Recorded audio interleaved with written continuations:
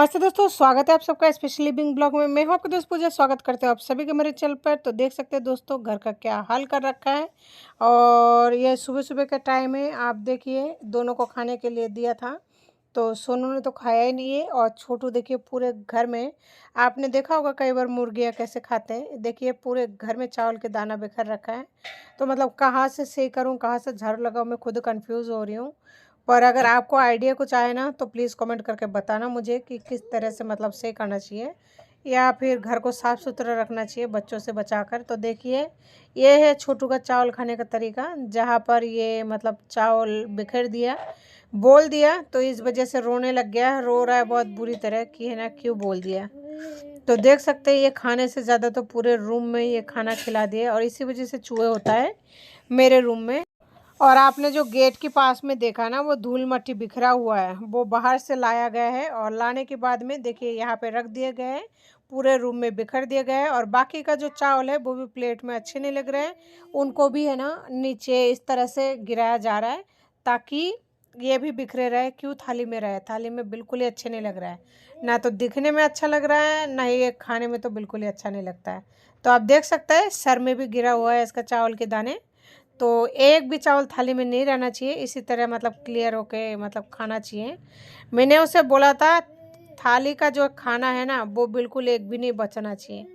अब मुझे ये नहीं पता कि उसे क्या समझ में आया। ये देखिए, जो भी एक दो चावल बचा था वो इस तरह से बिखेर दिया। और अब जो है थाली में तो उसको खाना अच्छा नहीं लगा, शायद उसमें बदबू आ रही होगी। नीचे से उठा रहा है और खा रहा है, और दूसरा इसमें चल रहा है। तो सोचिए पूरा घर का क्या हालत हो रही। पैरों से दबा के, आप मिट्टी में से उठा के खा रहा है, ज़मीन में से देखिए। और क्या पता अब ये नीचे होके भी खाने लग जाए। तो थाली में खाना पसंद नहीं है, नीचे से उठा उठा के देखिए किस तरह से खा रहा है। देखिए, इस तरह खाया जाता है, इसे कहते हैं असली खाना। देखा आप लोगों ने, देखिए ऐसे खाते हैं खाना। तो थाली की भी ज़रूरत नहीं है, हमारी तो बचत ही बचत है जी। बस फालतू के थाली उनको दे देती हूँ गंदा करने के लिए। देखिए क्या हाल है। इसे समटने के लिए ना कम से कम मुझे 2 घंटे लग जाएंगे। और यहाँ पे वो चावल बिखेर के आ गए बाहर, और बालकनी में कूदने की कोशिश कर रहा है, लेकिन वो कूदने में असमर्थ है। तो चलिए दोस्तों, आज चलते हैं थोड़ा आगे। तो दोस्तों, फाइनली अभी 10 मिनट पहले फ़ोन आया था थाने से। तो दोनों बच्चों को लेकर इतनी धूप में पैदल पैदल जा रही हूँ थाने में। देखते हैं वहाँ पे क्या कहते हैं, क्या पूछते हैं, या फिर जो भी हो।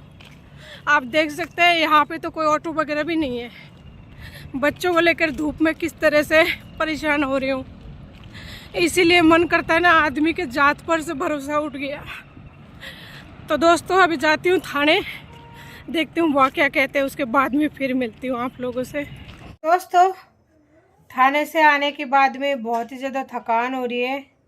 ऐसा लग रहा है सर भारी भारी सा हो रही है। और आने के बाद में 1 घंटा रेस्ट भी किया, लेकिन नींद नहीं आई। शायद मतलब ज़्यादा ही थकान हो गई। और धूप में गई ना, तो यहाँ से ना सर बहुत ज़्यादा दर्द कर रहा है। ऐसा लग रहा है कि सोए रहूँ, कि उठूँ ही नहीं, कि मतलब आँखें ही नहीं खोलूँ। लेकिन क्या करें, बच्चा है। देखिए ये लोग, इनको खाना देना है, खाना बनाना है, खिलाना है, बर्तन करना है, सारा काम कौन करेगा?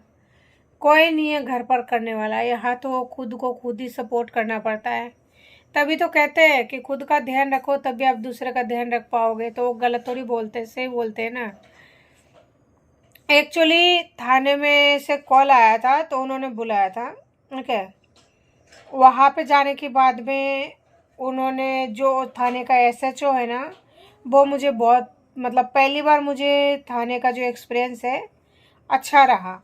हर बार मैं जितनी बार गई हूँ उतनी बार ही मतलब मेरे साथ गलती, थोड़ा मतलब ऐसा ही होता है। थाने का कोर्ट कचहरी का चक्कर जो होता है ना, बहुत ही गंदा चक्कर होता है। भगवान ना करे किसी दुश्मन को भी मतलब इस चक्कर में उलझना पड़े, बहुत ही ख़राब होता है ये कोर्ट कचहरी, डॉक्टर, हॉस्पिटल।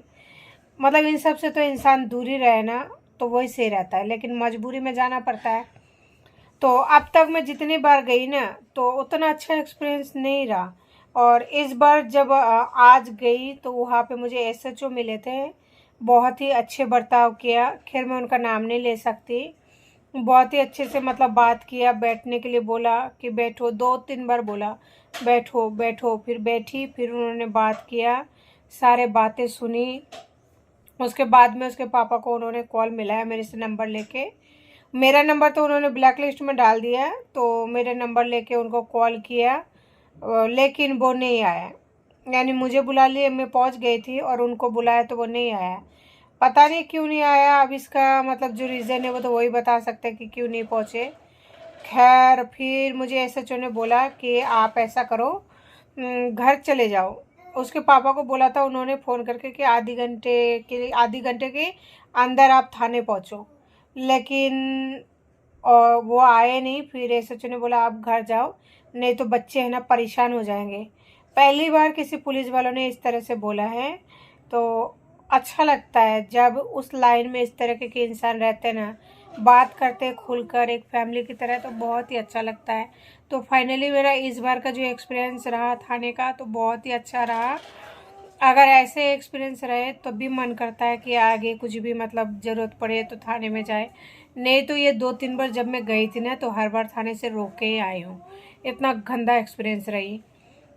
तो आप समझ सकते हैं कि कोई इंसान क्यों रो सकता है। और उस बात को मैं सोशल मीडिया पर बोल भी नहीं सकती कि हर इंसान का एक दायरा होता है, ठीक है। तो फाइनली वहाँ से आई, आने के बाद में 1 घंटा रेस्ट वगैरह किया, लेकिन तबीयत मेरा पूरी तरह से डाउन हो चुका है। तो सोचिए एक बड़े इंसान का तबीयत इतना ज़्यादा मतलब डाउन हो गई है, बच्चों का क्या हालत हो रही होगी। लेकिन वो तो बच्चे हैं ना, वो खेलने में बिजी है।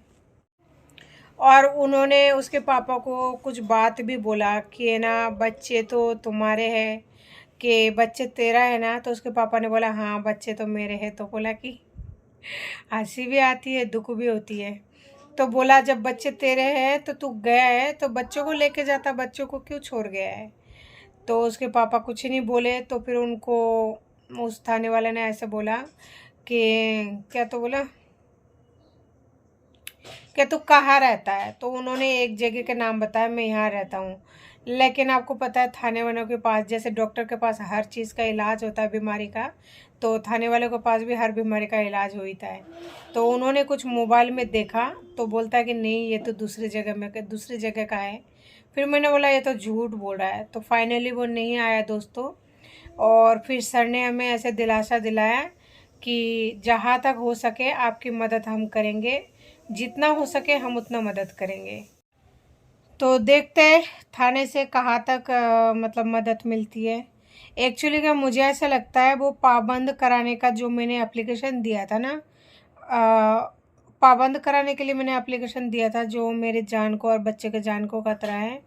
क्योंकि बच्चे को उसके बाप रोज़ाना ले जाने के लिए धमकी देता है। बच्चा है, कोई कचरा थोड़ी है। मैंने किस तरह से जन्म दिया है वो मुझे पता है।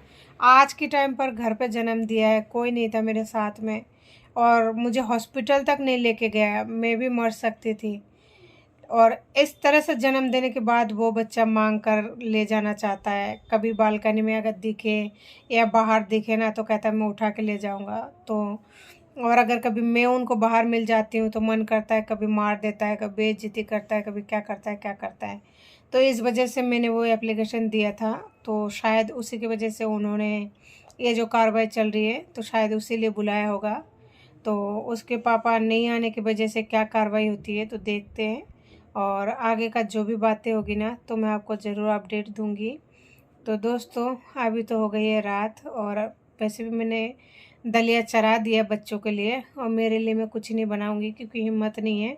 और बर्तन वगैरह जो है सुबह ही करूँगी। ऐसा लग रहा है डर गया शायद ये भी थक गया पूरी तरह से, क्योंकि इतने धूप में बच्चे पैदल गए ना, तो थकना तो स्वाभाविक है। तो दोस्तों आज की वीडियो को ही एंड करते, मिलते फिर किसी नए वीडियो के साथ में। आई होप आपको ये वीडियो अच्छी लगी होगी, और अगर अच्छी लगी होगी ना तो प्लीज़ लाइक करें, शेयर करें, सब्सक्राइब करें। और तब तक के लिए बोलो गुड नाइट। Good night.